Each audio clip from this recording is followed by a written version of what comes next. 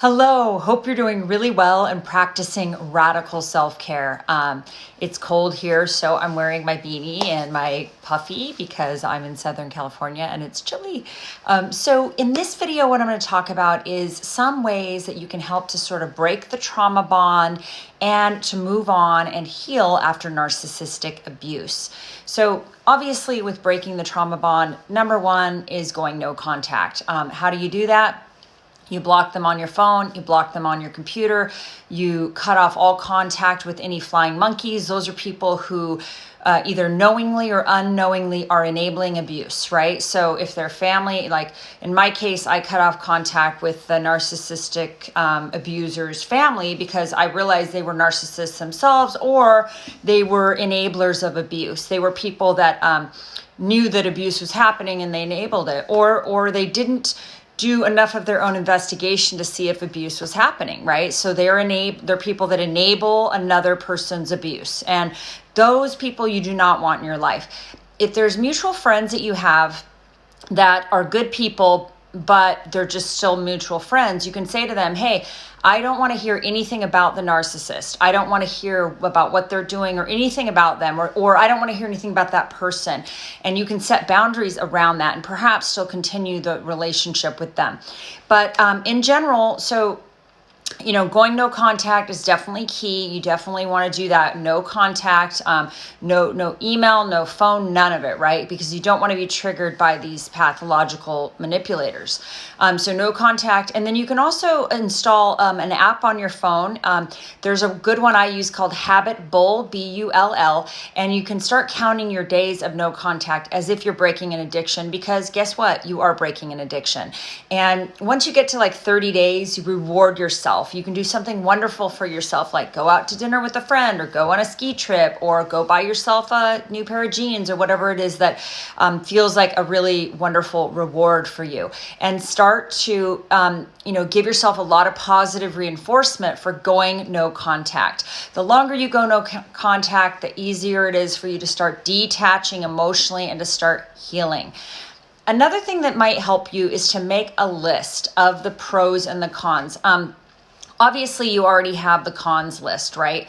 You can look at it this way. I can even put some of the cons on the pros list. Like, what are some of the positives of getting out of a relationship with a narcissist? I'm going to read some of mine. Freedom from their silent treatment, freedom from their stonewalling, freedom from their invalidation, freedom from their emotional deadness, freedom from their lack of empathy, freedom from their disdain and their contempt for you, freedom from being with a person who actually can't love you, right? They can't love you. They can't love the news source. They don't love others, not in a normal way. It's not personal. It really isn't. It has to do with their own internal condition.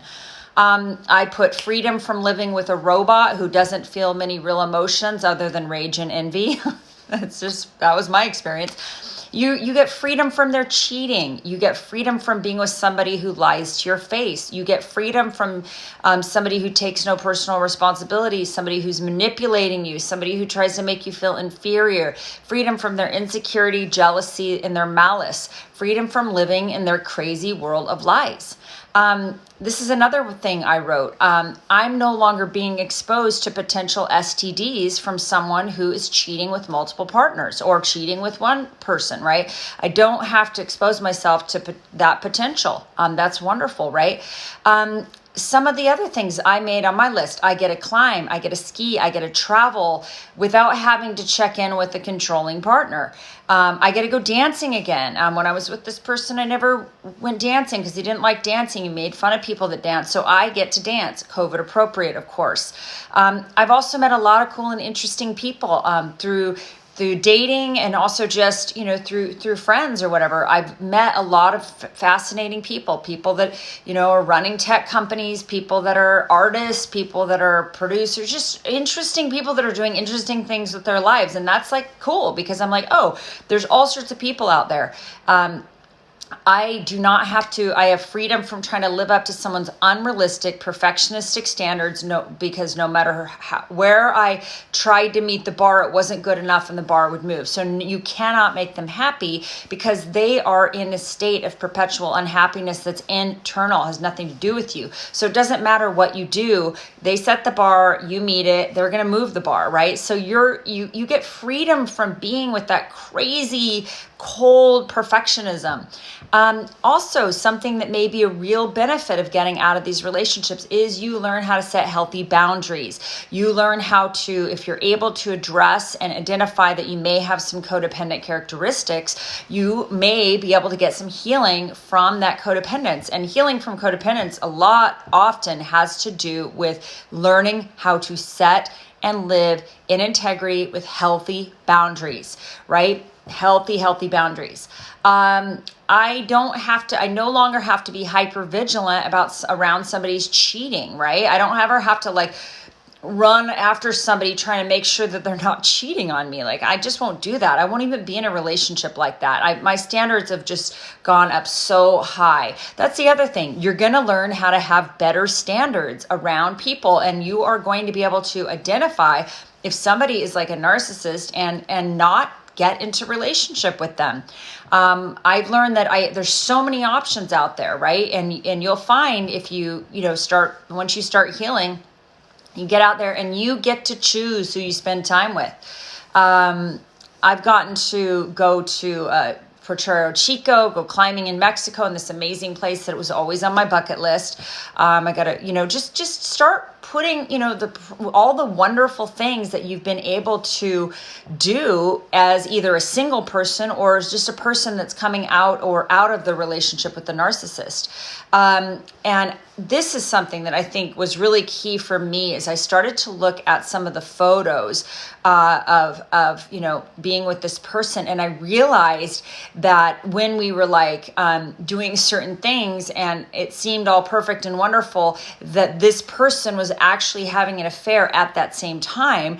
And so it just really tainted everything that we sort of did together. So now I don't look back on that with euphoric recall. I look back on that like, oh my gosh, that person was lying and cheating and abusing me and lying and cheating and gaslighting the whole time. And I thought we were having this great adventure and they were lying to my face. So you get freedom from living a life of lies, of living with somebody who is totally out of integrity, somebody whose actions do not match their words. You get freedom from that. And that opens you up to the possibility of maybe having real love, right? Somebody who actually loves you for who you are and gets to know you for who you are and appreciates you for who you are, rather than somebody who can't really love other people because they're not emotionally available to do so. So I don't know if this is helpful for you, but yeah, just to recap, going no contact's key. Making a list of the pros and cons, making a list of all the positives that you will either attain once you get out of the relationship with the narcissist, or what's already happening positive for you, right? And then another thing that might be very helpful is journal about your experience. Write it down. Write down what happened. Write down the truth, the good, the bad, and the ugly. Get that out. And maybe in 6 months from now, you're going to have a bonfire on the beach and you'll burn those pages. I don't know, but very important for you to get this out of you. Just journal about it. And I even think it's helpful to journal about the childhood trauma potentially that may have placed you in a position to be hurt for the possibility of love and approval from another narcissist or abuser as an adult. So anyway, I hope these tips are helpful for you. I hope that you are thriving. I hope you're practicing radical self-care, and I hope you have a wonderful day. Thanks so much. Bye-bye.